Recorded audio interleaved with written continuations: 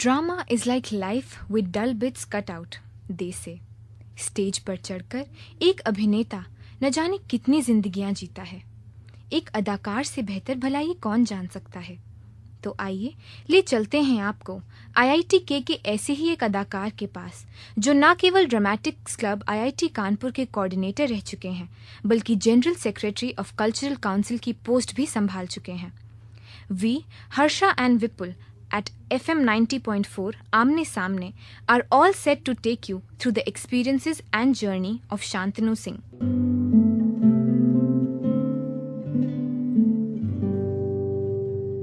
शांतनु, आप करीब 3 साल तक ड्रामेटिक्स क्लब से जुड़े रहे। ड्राम क्लब में आपको एक्सप्रेशन किंग के नाम से जाना जाता है। तो आइए वहीं से शुरुआत करते हैं। आप अपने ही अंदाज में कोई अपना फेवरेट डायलॉग बोल के सुनाइए। मेरा ये जो डायलॉग है, ये शायद सारे के सारे फ्रेशर्स ने अपने फर्स्ट ईयर में सुन रखा है। ये एक्चुअली क्लब की तरफ से मेरा पहला डायलॉग था। डायलॉग कुछ इस तरीके से जाता है कि पुष्पा तेरी सूरत दिल में बस गई है ऐसे, अरे कोई मोटी भैंस किसी दरवाजे में फंस गई हो जैसे, तेरे प्यार की गैया ने दिल की गौशाला में ऐसा जलजला मचाया है कि हमें तुमसे प्यार जितना उतना गोबर फैलाया है। थक गया हूँ पुष्पा, दिल के बलबलाते अरमानों को रोज रोज मारता हूँ, इसीलिए इस वैलेंटाइंस डे के अवसर पे मैं तुझे प्रपोज मारता हूँ। क्या बात है शांतनु, बहुत खूब। Shantanu, how was your experience as the general secretary of cultural council of student Gymkhana? काफ़ी अच्छा लगा। मतलब actually it's an honour to serve IIT के community as the general secretary cultural council.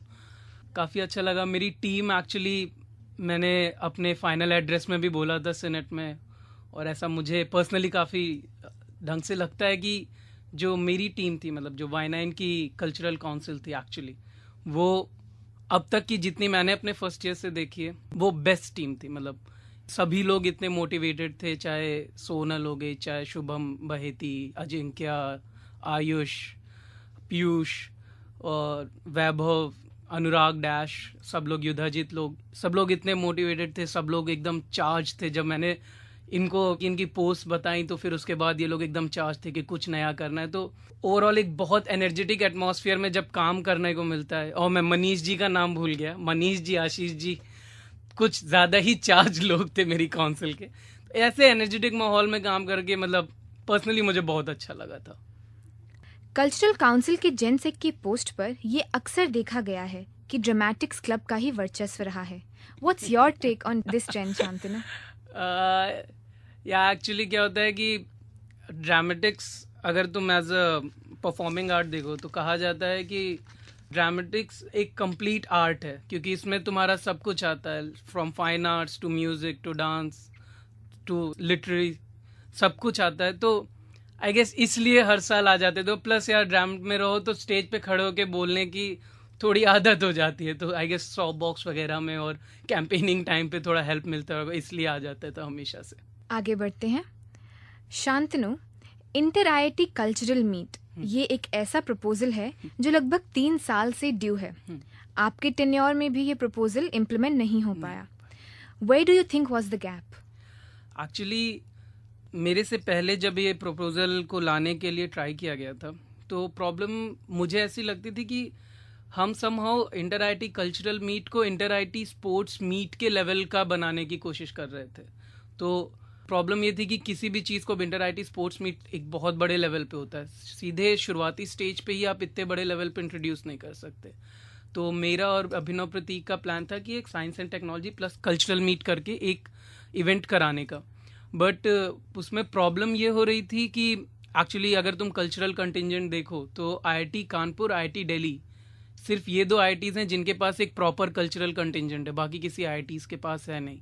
फिर हमने थोड़ा सा स्केल डाउन की चीज़ें, बड़े इवेंट्स जिनमें एक्चुअली बाकी आईआईटीज़ काफ़ी वीक थी उनको हटाया। But in the end IIT Madras और आईआईटी मंडी इनकी प्रॉब्लम होगी, वरना हम लोग पिछले से मतलब लास्ट सेम में मिड सेम रिसर्च के बीच में करने की सोच रहे थे। तो आई गेस अगर ये प्रॉब्लम सॉर्ट आउट हो जाती तो इस बार कराने में कोई प्रॉब्लम नहीं आनी चाहिए। आपके टेन्योर में इंट्रोड्यूस हुए सीनेटर सीट फंड SSF के कारण सभी काउंसिल्स का बजट कम हुआ, लेकिन सब काउंसिल्स के कंपैरिजन में ये देखा गया कि कल्चरल काउंसिल का बजट सबसे कम रहा। आपके हिसाब से इसके क्या कारण थे और कल्चरल काउंसिल की गतिविधियों पर इसका क्या प्रभाव रहा? पहले तो मैं थोड़ा सा लैंग्वेज में करेक्शन कर दूं, कल्चरल काउंसिल का बजट सबसे कम नहीं रहा था, हाँ, बट जो इम्पैक्ट पड़ा था वो सबसे ज़्यादा कल्चरल काउंसिल के बजट पे पड़ा था। तो एसएसएफ एक्चुअली जब इंट्रोड्यूस किया गया था, तो एसएसएफ इसलिए इंट्रोड्यूस किया गया था कि ये जो हमारा जो करंट सेम है, जो ऑड सेम होता है, ये सबसे एक्टिव होता है for the whole student gymkhana, सबसे एक्टिव सेम जाता है ये। अब इसमें शुरुआत में ही सबके फाइनेंसेस फिक्स कर दिए जाते हैं और थोड़ी प्रॉब्लम आती है, तो एसएसएफ इंट्रोड्यूस किया गया, एक तो सेनेटर्स को थोड़ा एम्पावर करने के प्लस इस प्रॉब्लम को टैकल करने के लिए। ऑब्वियसली इसके पीछे जो लॉजिक लगाया गया था कि कोई भी student activity, let's say workshop या समथिंग ऑफ दैट सॉर्ट कराई जाती है, तो वो एसएसएफ के कंट्रीब्यूशन से होना चाहिए। अब इसमें मेरा ऑब्वियसली कल्चरल काउंसिल का बजट काफ़ी कम हुआ था, बट इससे एक एडवांटेज ये हुआ था कि समहाउ अगर मैं देखूं तो कल्चरल काउंसिल का जो स्टूडेंट इम्पैक्ट है, मैं ये लिबर्टी ले रहा हूँ बोलने की, बट कल्चरल काउंसिल का स्टूडेंट इम्पैक्ट बाकी काउंसिल से काफ़ी ज़्यादा है, मतलब पेनिट्रेशन है जो स्टूडेंट जनता में वो ज़्यादा है। तो हमें एसएसएफ लेने में एज सच कोई खास प्रॉब्लम नहीं हुई थी, और बेटर ही था आई गेस, क्योंकि शुरुआत से होता था कि लेट्स से ड्राम क्लब है तो मुझे मिल जाते थे लेट्स से 70-75, अब मुझे साल भर की सारी एक्टिविटीज़ इसी में प्लान करके ख़त्म करनी होती थी। अभी एसएसएफ के आने से हुआ कि जैसे कोई इवेंट नया प्लान किया किसी ने करने के लिए, या किसी इवेंट को लार्जर स्केल पे ले जाने के लिए, तो उन्होंने सेनेटर्स को कन्विंस किया और उनको पैसे आराम से मिल गए। तो किसी भी एक्टिविटी में कोई खास प्रॉब्लम नहीं हुई। हाँ, थोड़ा सा कोऑर्डिनेटर्स का काम बढ़ गया था कि उनको सेनेटर्स को कन्विंस करना और पैसे लाना, बट हाँ, मतलब वही है कि जहाँ एक एडवांटेज मिल रहा था तो थोड़ा सा काम बढ़ गया। चलिए अब बढ़ते हैं IIT के साल के सबसे बड़े इंट्रा कल्चरल फेस्टिवल गैलेक्सी 2012 की ओर। शांतनु, गैलेक्सी 2012 में वेस्टर्न म्यूजिकल्स के इवेंट एक बार हो जाने और रिजल्ट्स आ जाने के बावजूद वापस कंडक्ट कराया गया, इसके पीछे क्या कारण रहे? अच्छा, एक्चुअली वेस्टर्न बैंड कंपटीशन जो था गैलेक्सी 2012 का, इसमें जब ये कंपटीशन ख़त्म हुआ उसके बाद मुझसे म्यूज़िक क्लब के कोऑर्डिनेटर्स, जो करंट कोऑर्डिनेटर्स थे, प्लस जो म्यूज़िक क्लब की सीनियर जनता थी, इन्होंने आके बोला कि इस पूरे में टेक्निकल फॉल्ट बहुत थी। अगर मैं टेक्निकली, मुझे याद है तो बेस जो था, बेस जो एक्चुअली वेस्टर्न बैंड्स में काफ़ी मेजर इम्पैक्ट रखता है, वो पोर्शन थोड़ा वीक जा रहा था साउंड सिस्टम का। तो इस वजह से जिनकी परफॉर्मेंसेस थोड़ा इस साइड में बेस थी, जैसे रॉक साइड में rather देन ब्लूज के, उनको काफ़ी डिसएडवांटेज हुआ। जैसे जो भी पूल्स थे उनको काफ़ी डिसएडवांटेज हुआ। तो मेरे पास यह है कि इससे प्रॉब्लम है, और ये जो रिजल्ट्स आए हैं वो एक्चुअली कह सकते हो साउंड सिस्टम बेस्ड थे rather देन जो लोग परफॉर्म कर रहे थे वो। अब एक्चुअली गैलेक्सी के लिए लोग इतनी मेहनत करते हैं, तो मुझे पर्सनली ये सही नहीं लगा कि इतनी मेहनत के बाद में किसी की हल्की सी टेक्निकल फॉल्ट की वजह से किसी की परफॉर्मेंस कॉम्प्रोमाइज़ हो जाए। फिर उसके बाद हमने एक मीटिंग रखी थी जिसमें सारे पूल्स के पूल रिप्रेजेंटेटिव्स आए थे, और हमने फिर एक फाइनल स्ट्रक्चर डिसाइड किया था कि किस स्ट्रक्चर में हम फर्दर एक कंपटीशन कर सकते हैं, नहीं कर सकते हैं। और ये मैं ऐड करना चाहूँ क्योंकि काफ़ी मिसकंसेप्शंस हैं इस बात को लेके, वो मीटिंग में कोई वोटिंग नहीं हुई थी। उस मीटिंग का जो भी डिसीजन आया था वो ये यूनानिमस डिसीजन था। तो उसके बाद ये डिसाइड हुआ कि ठीक है 50-50 करते हैं, 50% जो जजिंग है वो बाद में एक बड़ा कंपटीशन करते हैं और उससे कर लेते हैं। Shantanu, if technical glitches were actually the reasons, then why were not the events of pair on stage and group song conducted again too, when the participants in those events complained of the same thing? पहली बात तो मेरे पास ऐसा कोई participant आया नहीं था कि ये कंप्लेंट है। फिर एक बार आई गेस उसमें था पेयर ऑन स्टेज में ये प्रॉब्लम हुई थी। तो उसके बाद देखो ऐसा है कि समहाउ मुझे भी म्यूज़िक की उतनी नॉलेज है नहीं, तो मैं ऐसी चीज़ों के लिए जो म्यूज़िक क्लब कोऑर्डिनेटर्स हैं या म्यूज़िक क्लब के सीनियर मेंबर्स हैं जो पार्टिसिपेट नहीं कर रहे हैं उनके पास जाता हूँ। तो मैंने जैसे नावेश, बीडी, नंदन, इन लोगों से बात की तो दे सेड कि कोई प्रॉब्लम नहीं थी, मतलब इतनी बड़ी कोई प्रॉब्लम नहीं थी। और एक्चुअली पेयर ऑन स्टेज में तुम्हारा ऐसा कुछ बेस, अगर थोड़ा सा टेक्निकल बताना चाह रहा था कि मेन प्रॉब्लम जो म्यूजिकल परफॉर्मेंस में होती है वो बेस सेटिंग की होती है। तुमने देखा होगा बहुत ज़्यादा चेकिंग होती है। अब पेयर ऑन स्टेज में ऐसा कोई बेस परफॉर्मेंस नहीं थी। अब ऐसे समझो कि एक फ्लूट है और सिंगर है, या लेट्स से गिटारिस्ट है एंड सिंगर है, तो उसमें बेस की उतनी प्रॉब्लम नहीं आती। बट अभी मैं एक कोई ड्रमर इंट्रोड्यूस कर दूं और एक वेस्टर्न बैंड कंपटीशन कर दूं, उसमें बेस का बहुत बड़ा रोल होता है। और जितना मुझे ध्यान है ऐसा कोई मेजर टेक्निकल ग्लिच थी नहीं पेयर ऑन स्टेज में और साथ में ग्रुप डांस में भी। जैसा कि शांतनु आपने पहले ये स्टेटमेंट दिया कि आपके पास कोई पार्टिसिपेंट नहीं आया था और फिर आपने उसे डिफेंड करने की कोशिश की कि कोई टेक्निकल प्रॉब्लम नहीं हो सकती, तो ये थोड़ा क्लियर करना चाहेंगे कि क्या आपके पास कोई पार्टिसिपेंट आया ही नहीं या कोई टेक्निकल प्रॉब्लम थी ही नहीं? देखो, टेक्निकल प्रॉब्लम एज सच जब परफॉर्मेंस हो रही है तो अगर कोई मेजर टेक्निकल प्रॉब्लम होती है तो फील हो जाता है सुन के। जैसे वेस्टर्न बैंड में पता चल रहा था कि हाँ कोई प्रॉब्लम हो गई है। पेयर ऑन स्टेज में मुझे एज सच कोई प्रॉब्लम लगी नहीं। और फिर उसके बाद वैसे तो मेरे पास कोई पार्टिसिपेंट आया नहीं था, बट फिर भी क्योंकि वेस्टर्न बैंड में प्रॉब्लम हो गई थी तो मैं म्यूजिकल परफॉर्मेंसेस के बाद स्पेसिफिकली जाके एक बार मतलब म्यूजिक क्लब कोऑर्डिनेटर से बात कर लेता था कि कोई प्रॉब्लम तो नहीं थी। जैसे आर्टवे, नंदन, बीडी, ये 3 लोग कोऑर्डिनेटर थे, तो इनसे बात करते थे कोई प्रॉब्लम है कि नहीं है, तो दे सेड कि कोई प्रॉब्लम नहीं है। और जितना मुझे ध्यान है पेयर ऑन स्टेज में ऐसा हुआ था कि किसी एक की परफॉर्मेंस में कुछ प्रॉब्लम आई थी तो उसको हमने रीपरफॉर्म करने का चांस दिया था। ये मुझे पक्के से ध्यान है क्योंकि ये रिक्वेस्ट आई थी। हाँ, ये एक रिक्वेस्ट आई थी कि हमारे में ये प्रॉब्लम आई। Then I went to the जज कि मैम ऐसा प्रॉब्लम है। शी सेड कि ठीक है, अगर अब उनको रीपरफॉर्म करना है तो रीपरफॉर्म कर लें, हम उस बेस पे जजिंग कर देंगे। Then that group reperformed. जब तक स्टेज मेरे पास सेटअप है और तुम उस समय प्रॉब्लम लेके आते हो और अगर मैं करेक्ट करने की स्टेट में रहता हूँ तो ऑब्वियसली मैं करेक्ट करूंगा। बट अब एक बार इवेंट हो चुका तो फिर तो कोई बड़ा करेक्टिव मेजर ही ले आया जा सकता है ना। शांतनु, आप कह रहे हैं कि जो भी प्रॉब्लम थी वो ऑन द स्पॉट री-परफॉर्मेंस करा के सॉर्ट आउट कर दी गई थी। तो फिर हॉल 3 ने जो ग्रीवेंस रिपोर्ट फाइल की थी उसमें ये पॉइंट क्यों मेंशन्ड है? Why wasn't the entire audience satisfied with this one re-performance that you are talking about? Actually जो ये ग्रीवेंसेस आती हैं वो मेरे पास आती नहीं है, वो सीधे डोसा सर के पास जाती हैं। तो अब डोसा सर ने मुझे ऐसा कुछ कम्युनिकेट नहीं किया था कि पे ऑन स्टेज में भी ऐसी कोई प्रॉब्लम हुई है। मुझे जिन ग्रीवेंसेस की रिपोर्ट आई थी वो मैंने अपनी तरफ से करेक्ट किया। जिन भी पूल्स को ये प्रॉब्लम थी वो अपने उस समय के मतलब गैलेक्सी के पूल रिप्रेजेंटेटिव से बात करें तो कोई भी ग्रीवेंस होती थी जो अगर वो मुझ तक लाते थे तो हम लोग हर रात में सारे इवेंट्स निपटने के बाद अराउंड 2-3 बजे तक मीटिंग करते थे सारे पूल रिप्रेजेंटेटिव के साथ, जिसमें हम कोशिश करते थे कि हाँ इन द एंड सब लोग एक सेटिस्फाइड उस पर जाएं, या अगर कुछ बड़ी प्रॉब्लम होती है तो हम उसको फर्दर कैरी करें। पूल रिप्रेजेंटेटिव्स ने उस समय मेरे पास कोई प्रॉब्लम नहीं ली। मतलब पेरेंट स्टेज खत्म हुआ उसके बाद अगर मॉरियंस को ये प्रॉब्लम थी बट मॉरियंस के पूल रिप्रेजेंटेटिव ने मेरे सामने बात रेज नहीं की। अब अगर वो मेरे ऊपर ले गए सीधे और उन्होंने मुझसे कम्युनिकेट नहीं किया तो एक बार मुझसे बताते और फिर मैं कोई स्टेप ना लेता तो मैं मानता कि मेरी गलती है। बट अगर मुझसे बताओगे नहीं तो यार मतलब मैं अंतर्यामी तो हूँ नहीं कि गेस कर लूंगा कि कोई प्रॉब्लम आ गई। पर क्या अपने लेवल पर आपको ये लगता है कि मॉरियंस का ये ग्रीवेंस फाइल करना जस्टिफाइड था? आपके इंडिविजुअल जजमेंट के हिसाब से क्या आपको स्टेज पर ऐसी कोई दिक्कत लगी? मुझे ऐसी कोई दिक्कत नहीं लगी थी। तो according to you this grievance is not justified, कह सकते हैं। जैसा कि शांतनु आपने बताया कि वेस्टर्न म्यूजिकल्स के इशू को सॉर्ट आउट करने के लिए एक मीटिंग बुलाई गई थी और जिसके कंक्लूजन पर गैलेक्सी 2012 के ओवरऑल कोऑर्डिनेटर यश मेहता ने रिज़ाइन किया था। और IIT-K की हिस्ट्री में ये पहली बार हुआ है कि फेस्टिवल के दौरान किसी ओवरऑल कोऑर्डिनेटर ने रिज़ाइन किया हो। What were the reasons for this incident? Actually Yash ने जो रिजिग्नेशन दिया था वो वेस्टर्न बैंड के लिए नहीं था, वो कुछ उसके कई इश्यूज थे। उसने एक्चुअली मेरे सामने ये प्रेजेंट किया कि मैं यार नहीं काम कर पाऊंगा।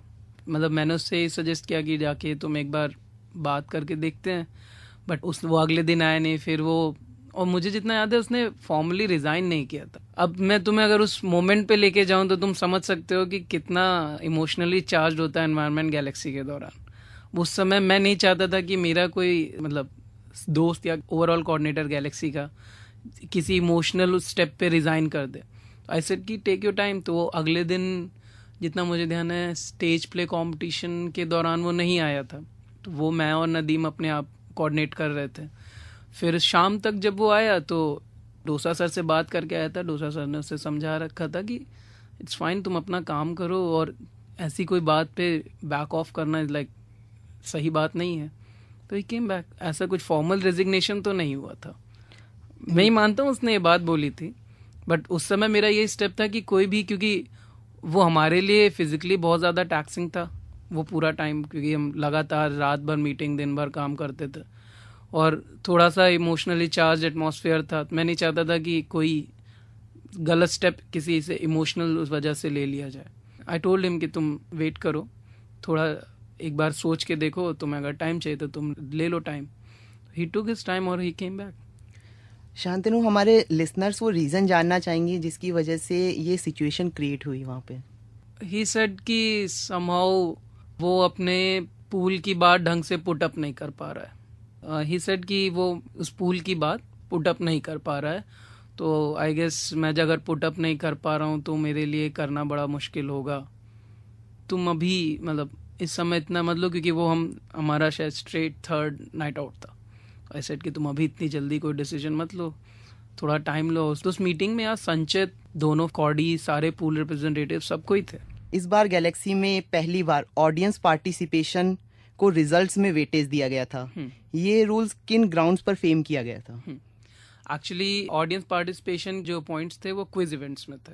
अब होता क्या है कि एक्चुअली क्विज क्लब कोऑर्डिनेटर से मेरी बात हुई थी, मुझे ऐसा फील होता था, प्लस क्विज क्लब कोऑर्डिनेटर से जो मेरी बात हुई थी हिसाब से था कि सभी लोग यहाँ पे आने से पहले, मोस्टली जो जनता यहाँ पे आती है, किसी ने भी शायद ही कुछ ही लोग होते हैं जिन्होंने कभी ड्राम किया होता है या म्यूजिक या डांस किया होता है। जो बहुत ज़्यादा जनता होती है उन्होंने डिबेटिंग या क्विजिंग जैसे इवेंट्स अपने स्कूल में किए होते हैं, बट समहाउ यहाँ पे आके क्विज क्लब में वो पार्टिसिपेशन ढंग से रिफ्लेक्ट नहीं होता। मतलब आइडली तुम देखो तो सब लोग जो यहाँ पे आते हैं उनमें से ज़्यादातर लोगों ने अपने स्कूल को लेट्स से स्टेट लेवल पे या डिस्ट्रिक्ट लेवल पे तो एटलीस्ट सबने रिप्रेजेंट किया होता है, बट वो रिफ्लेक्ट बैक नहीं होता। तो प्लान ये था कि एक बार अगर जनता आ गई क्विज इवेंट में और हमने क्वेश्चंस बहुत ज़्यादा डीप नहीं रखे, मतलब नॉर्मल जो जनता देखती सुनती रहती है बातें उन पे रखे, तो पार्टिसिपेशन अच्छा होगा।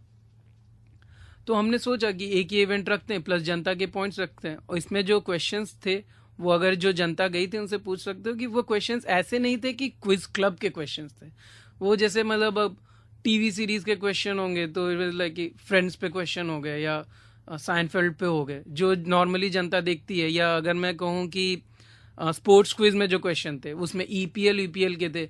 अब मैं तुमसे कहूँ कि नेशनल हॉकी लीग जो यूएस की होती है, जो शायद एक इंस्टीट्यूट में कोई भी देखता है, या नेशनल फुटबॉल लीग यूएस की, उस पर क्वेश्चन पूछूंगा तो वो क्विज क्लब के लोग ही आंसर दे पाएंगे। तो उसमें हमने कोशिश की थी कि स्पोर्ट्स में जैसे स्पेसिफिकली ईपीएल, ला लीगा के क्वेश्चन पूछे जाएं ताकि जनता का पार्टिसिपेशन थोड़ा रहे। देखो गैलेक्सी का नाम भले से कल्चरल चैंपियनशिप है, बट गैलेक्सी ओवरऑल पूरी इंस्टीट्यूट की जनता के लिए रहता है कि मतलब हर आदमी के लिए कुछ ना कुछ करने को हो।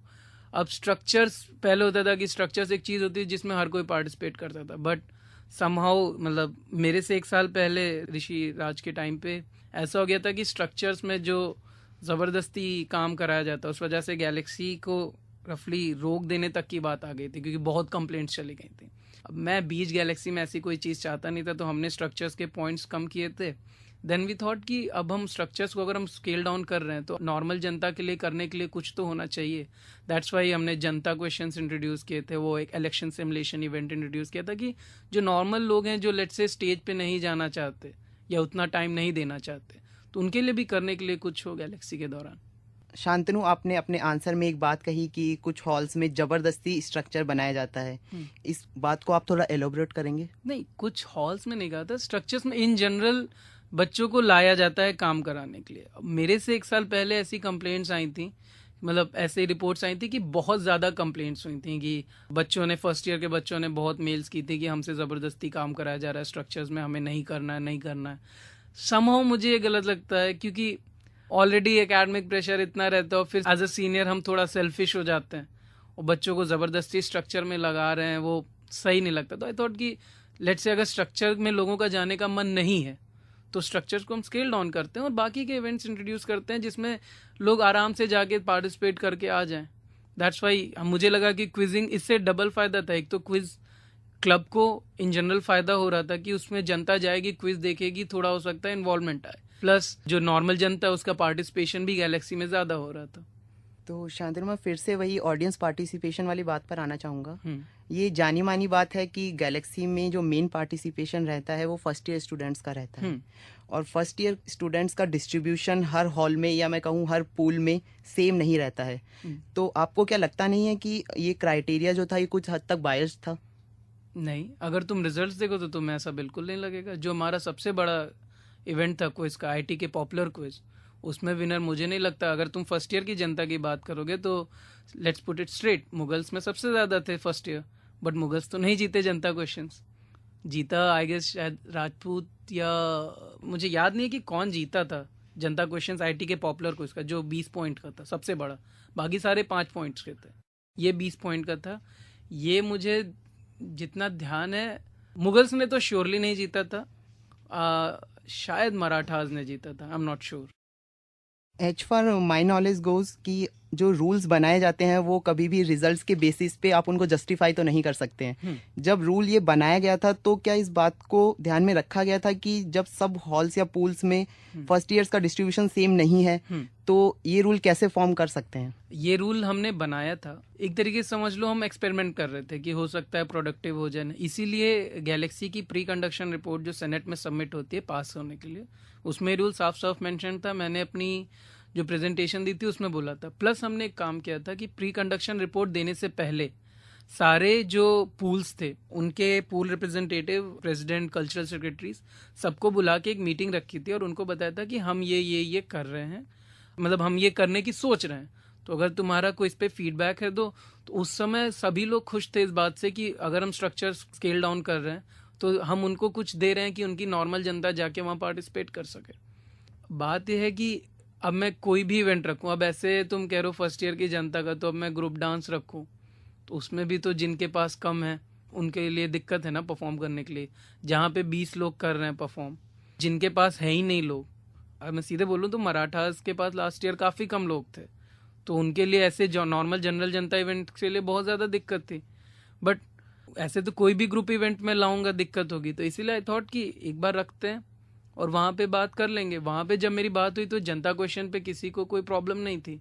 वहाँ पे ये कॉन्सेप्ट, जनता क्वेश्चन का कॉन्सेप्ट, इलेक्शन सिमुलेशन का कॉन्सेप्ट काफ़ी ढंग से समझाया था। और मुझे जितना ध्यान है, अगर तुम फर्स्ट ईयर की जनता बोलो, मतलब काउंटिंग इन मराठास, GH और हॉल 9 दोनों को मिला के देखूँ तब भी एट मैक्स 120-130 हो रहे होंगे। बट पार्टिसिपेशन, उनका रिजल्ट्स ले लो या जहाँ भी ले लो, उनको कोई प्रॉब्लम नहीं थी। और हाँ, मैं रिजल्ट्स के बेस पे चाहे जस्टिफाई कर रहा हूँ, बट ऐसी कोई प्रॉब्लम मुझे दिखी नहीं। तो शांतनु, जिस तरह से आपने बताया कि ये एक एक्सपेरिमेंट था, तो हाँ, आपको क्या लगता है कि ये एक्सपेरिमेंट सक्सेसफुल रहा? हाँ, मतलब क्विज क्लब के कोऑर्डिनेटर्स तुम्हें बता सकते हैं कि उसमें कितना, उनके उसमें क्लब में पार्टिसिपेशन के लिए कितना अच्छा। कई अच्छे लोग जो नॉर्मली क्विजिंग करते हैं बट क्विज क्लब के पास नहीं आते थे, जिस वजह से निहिलंत में थोड़ा परफॉर्मेंस में प्रॉब्लम आती थी, कई अच्छे लोग आ गए उनके पास। और प्लस देखो, बात यह है कि अगर मैं किसी भी लिट्स या क्विज क्लब की बात करूँ, चलो क्विज क्लब की बात करूँ, तो अब मैं क्विज मीट कराता हूँ, बट जो अच्छे क्विजर्स हों जो वहाँ नहीं आ रहे तो उनको पहचानना थोड़ा मुश्किल है। मैं ड्राम की बात करूँ तो जो लोग बहुत खुल के बोलते हैं और लिखते हैं वो आराम से स्पॉट कर लिए जाते हैं और उनको हम ले आते हैं क्लब में। बट क्विज क्लब कॉडीज के लिए रफली इम्पॉसिबल हो जाता था, क्योंकि अब कोई जानता है उनको कैसे पता चलेगा।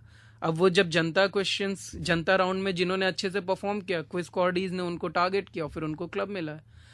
मेरे हिसाब से तो काफ़ी सक्सेसफुल रहा था ये, और नंबर्स वाली कोई प्रॉब्लम आई नहीं थी। गैलेक्सी 2012 के एंड होने पर फाइनल रिजल्ट्स अनाउंस होने से पहले हॉल 3 ने एक ग्रीवेंस रिपोर्ट फाइल की, जिसमें कुछ खास बातें उभर कर आईं। हॉल 3 ने सवाल उठाया था कि judging criteria fixed and well defined नहीं थे, and they kept changing to give edge to particular sides.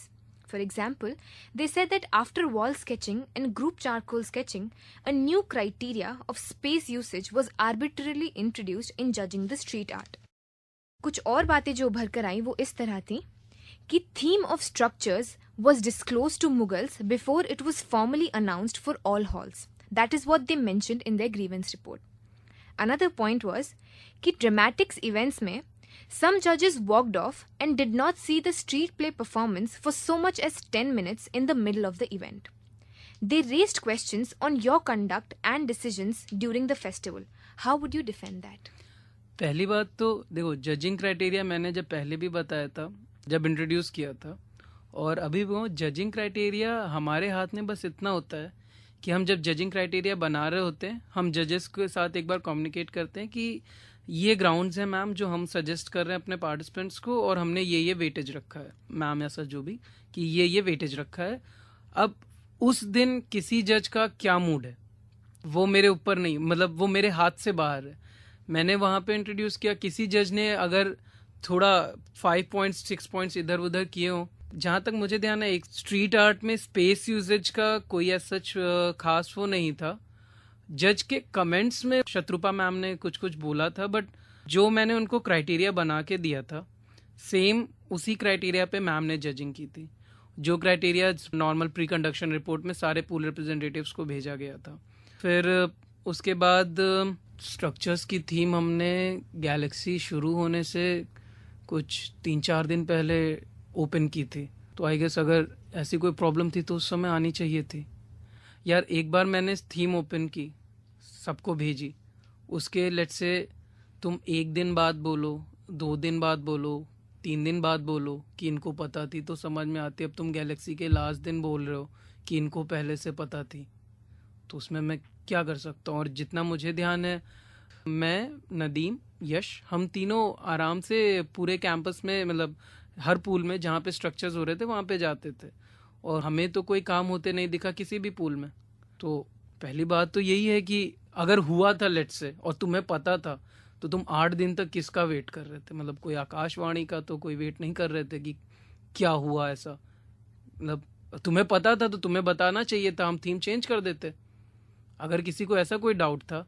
अब तुम लेट से कल स्ट्रक्चर दिखाए जाने हैं और तुम आज मेरे से बोलो, और प्लस ये मेरे से बोला भी नहीं गया था वैसे, बट अगर कोई मेरे से बोलता भी है तो मैं आज तो कुछ भी नहीं कर सकता ना। अब ड्रामेटिक्स इवेंट्स में ऐसे देखो यार, देखो वो पॉइंट था नुक्कड़ का, ठीक है। पहली बात तो कोई जज गया नहीं था, एक जज उठे थे पानी पीने के लिए, तो यार मैं इसके लिए किसी जज को क्या कह सकता हूँ। और जहाँ तक देखने ना देखने की बात है, तो नुक्कड़ में देखो, नुक्कड़ में लोग बहुत ज़्यादा, हमारा एक जो हम सेंट्रल प्रॉब्लम उठाते हैं उस पर हमारा एक व्यू पॉइंट होता है, तो हो सकता है कोई एग्री करे कोई ना करे, हो सकता है जज को ना पसंद आया हो वो व्यू पॉइंट, या लेट्स से समहाउ मैं थोड़ा हार्श वर्ड यूज़ कर रहा हूँ, बट अगर तुम नॉर्मली किसी को भी बोर करोगे तो सर झुका लेगा, तो हो सकता है। और अगर मैं तुम जजिंग की बात करो तो ठीक है, मैं एक बात बोलना चाहूँगा, जो जज थे वो उमेंद्र कुमार जी, वो काफ़ी ज़्यादा कह सकते हैं धार्मिक थे। मैं ठीक है, इतनी देर से गैलेक्सी की बात हो रही तो मैं ये बात थोड़ा ढंग से करना चाहूँगा कि जहाँ तक ड्रामेटिक्स इवेंट्स की बात है वो स्पेसिफिकली नुक्कड़ के लिए था। अब नुक्कड़ में एक्चुअली बात ये होती है कि अगर मैं ढंग से पुट करूँ, पहला प्रॉब्लम ये थी कि शायद जज, किसी को लग रहा था कि जज उठ के चले गए थे, तो जितना मुझे ध्यान है जज कुछ 2 या 3 मिनट के लिए उठ के गए थे, और यार वो भी कुछ उनकी मतलब पर्सनल प्रॉब्लम थी, पानी पीने गए थे, तो अब उसमें मैं क्या रोकता उनको। दूसरी बात ये थी कि अब जज ने किसी की परफॉर्मेंस पे ध्यान नहीं दिया, तो यार ये प्रॉब्लम तो देखो, नुक्कड़ में ऐसा होता है कि हम जो पॉइंट्स लेके आते हैं, हम एक सेंट्रल टॉप प्रॉब्लम लेके आते हैं, उस पर हमारा एक व्यू पॉइंट होता है, अब उस पर कोई एग्री कर सकता है नहीं कर सकता है। जितना मुझे ध्यान है, एक परफॉर्मेंस में कुछ देर के लिए शायद जज ने नहीं देखा रहा होगा, या किसी की परफॉर्मेंस में थोड़ी देर के लिए नहीं देखा रहा होगा। उनमें 2-3 चीज़ होती हैं कि या तो मतलब वो तुम्हारे व्यू पॉइंट से बहुत ज़्यादा एग्री ना कर रहे हो, और या तो तुम प्लेन मतलब बोर कर रहे हो, तभी नहीं देखता कोई। लेकिन इन जज के बारे में बता दूं, पहली बात तो दोनों जज एनएसडी के थे, और मतलब पहली बार था कि गैलेक्सी में कोई एनएसडी का जज आया था।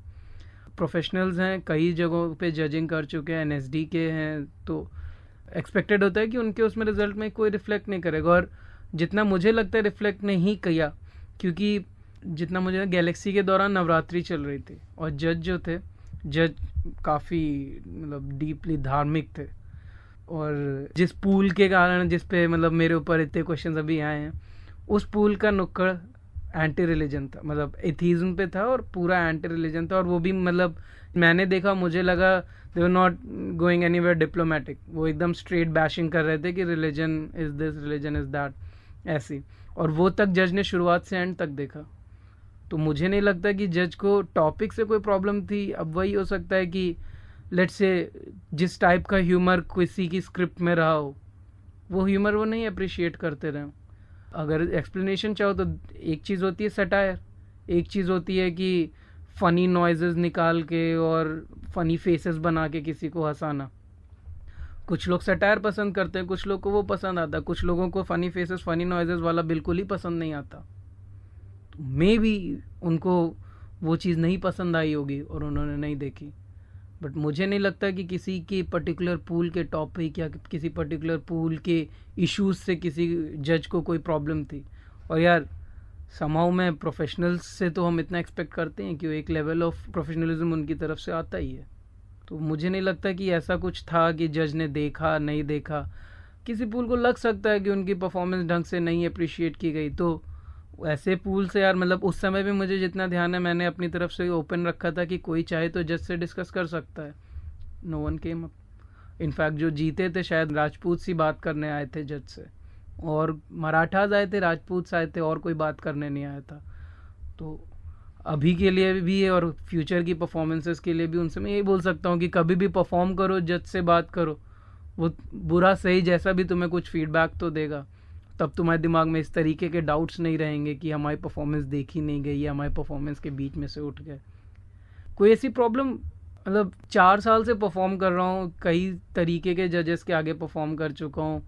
कई बार ऐसा हुआ है परफॉर्म करते हैं, लोग नहीं देखते, लोगों को नहीं पसंद आता ह्यूमर, चिल रहते हैं। मतलब प्रोफेशनल्स तो ये चीज़ हमेशा ध्यान रखते हैं कि अगर वो कॉलेज सर्कल में कर रहे हैं तो हो सकता है इस टाइप का ह्यूमर अप्रिशिएट किया जाता हो। That's it. इसमें कोई बहुत बड़ा इशू नहीं था। तो शांतनु, मैं तो यही उम्मीद करूंगा कि अगले बार से हमारे जजेस को पानी पीने के लिए उठना ना पड़े, उन्हें वाटर बॉटल्स प्रोवाइड करवाई जाएगी। वाटर बॉटल्स प्रोवाइडेड थी। ही वेंट टू द लू। जी, अब मैं बोलना नहीं चाह रहा था। That's it. He went to the loo. अब उसके मैं क्या कह सकता हूँ किसी जज से। और वो व्रत पे भी चल रहे थे, लाइक 9 दिन का व्रत था उनका। तो ही टोल्ड मी कि मेरा 9 दिन का व्रत है, मुझे प्रॉब्लम हो रही है, I want to go to the loo. जाइए, अब क्या कर सकते हो उस पर। और ये तुम किसी भी, चाहे तुम कभी भी कोई भी फेस्टिवल होता है, तुम एक लेवल तक ही जज को रिस्ट्रिक्ट कर सकते हो। मैं जज को पकड़ के थोड़े कह सकता हूँ कि देखो उसे नहीं अच्छा लगा होगा।